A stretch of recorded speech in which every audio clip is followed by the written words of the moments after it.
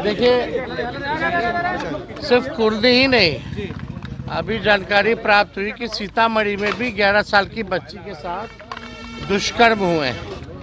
ये पूरे बिहार में कोई ऐसा जिला नहीं जहां इस तरह की घटनाएं ना हो।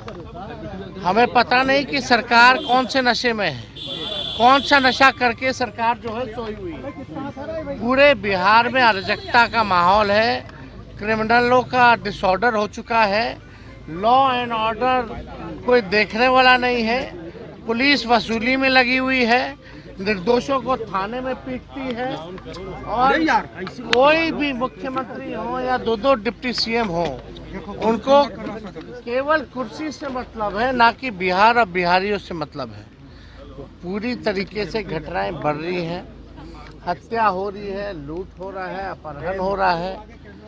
अभी कुछ दिन पहले ही जो है एक जगह बलात्कार हुआ था और हत्या हुई थी, वो खगड़िया परबत्ता जिला में, वहाँ भी हम लोग मिलकर के आए थे। पूर्णिया में बलात्कार हुआ, अभी सीतामढ़ी में सुनने आ रहा है कि 11 साल की बच्ची के साथ गैंग रेप हुआ है, कुर्दी में हुआ ही हुआ है। और ख़ास तौर पे मुजफ्फरपुर जिला में तो इतना क्राइम बढ़ गया, वो वही जिला है बालिका गृह वाला। तो लोगों को समझना पड़ेगा कि अब मुख्यमंत्री नीतीश कुमार जी अचेत अवस्था में हैं, ये नीति आयोग के बैठक में भी नहीं जाते हैं, केवल पॉलिटिकल कार्यक्रम में जाते हैं। इनको बिहार और बिहारियों से कोई लेना देना नहीं है और ना ही कोई समीक्षा बैठक होती है। इतना अपराध बढ़ गया है लगातार, कहीं भी कोई भी समीक्षा बैठक नहीं हो रही है। ट्रांसफर पोस्टिंग का धंधा चलेगा तो यही रहेगा, रिटायर्ड लोगों को दे दिया जाएगा ट्रांसफर पोस्टिंग का, डीजीपी के हाथ में कुछ रहेगा ही नहीं, तो करेगा क्या। तो ये पूरी तरीके से सिस्टम एकदम नकारा हो चुकी है, सीएम एकदम थका हारा हो चुके हैं, बिहार इन लोगों से चल नहीं रहा है। और जो भी अपराधी बिहार में, अगर इन्वेस्टिगेशन अगर आप देखिए तो पुलिस का इन्वेस्टिगेशन का परफॉर्मेंस जो है बेहद पुअर है।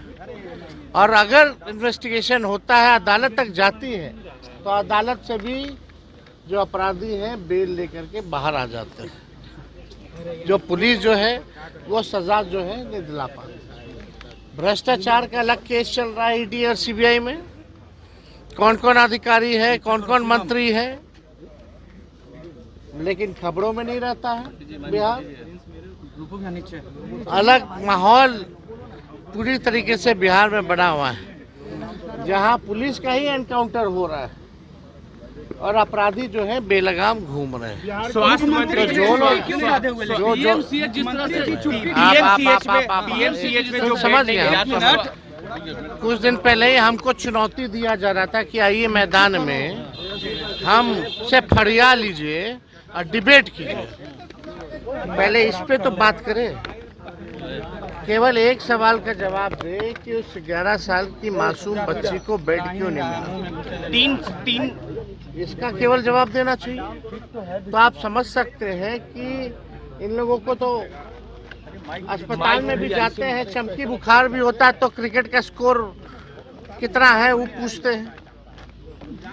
कितने गंभीर है इन लोगों का। अरे भाई, मंत्री जी का पीए जो लोग हैं वो तो बेड बेचुआ लोग हैं। आईजीएमएस में जाइए कितना बेड बेच रहा है, हम तो डंके पे कह रहे हैं।